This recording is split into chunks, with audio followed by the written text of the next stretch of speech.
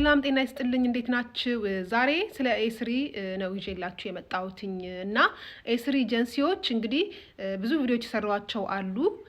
ላላያችሁ ሰዎች አሁንም ድጋሚ እየረጋገማችሁ ኤስሪ እንዴት ነው ያላችሁ ለምትጠይቁኝ ሰዎች ኤስሪዎች ሌቦች ናቸው፣ አይልኩም።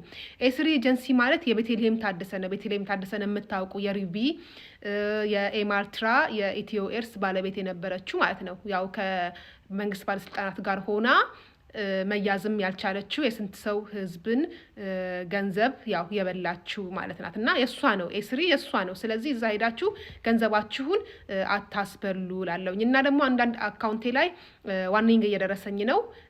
ስለዚህ ያው አካውንቴን ሊያዘጉ ይፈልጋሉና አካውንቴን ሼር እና ላይክ በማድረግ የሰሯቸውን ቪዲዮዎች ደግሞ እንዳያዘጉብኝ እናንተ ደግሞ በስተባበሩ። ሌላው ምንድነው ምናልባት ከተዘጋ እንኳን አካውንቴ በሌላ አካውንት መጣለሁኝ፣ ችግር የለውም። ሌላው ደግሞ ምንድነው ማሳወቃችሁ የምፈልገው ኪ ሃውስ ፋይናንሲንግ ሶሉሽን የሚባል አዲስ አለ።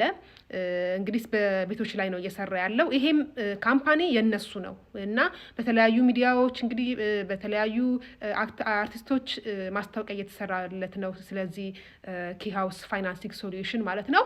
እንግዲህ ስለ ቤትም እዛ ሄዳችሁ መጀመር ለምትፈልጉ ሰዎች የራሳችሁን ጥንቃቄ አድርጉ። ሌቦች ናቸው እና ያው በእነሱ ስር ያለ ስለሆነ እዛም ሄዳችሁ ምንም አይነት ስለ ቤት ነገር ባትጀምሩ ጥሩ ነው ብዬ ያው የራሴን ምክር ነግራችኋለሁ ማለት ነው። ለማንኛውም በሌላ ቪዲዮም ስለዚህ ደግሞ ስለ ኪ ሃውስ ፋይናንሲንግ ሌላ ቪዲዮ ሰራላችኋለሁኝ። በተረፈ ሁላችሁም በያላችሁበት ሰላም ዋሉልኝ። ቻው ባይ ባይ።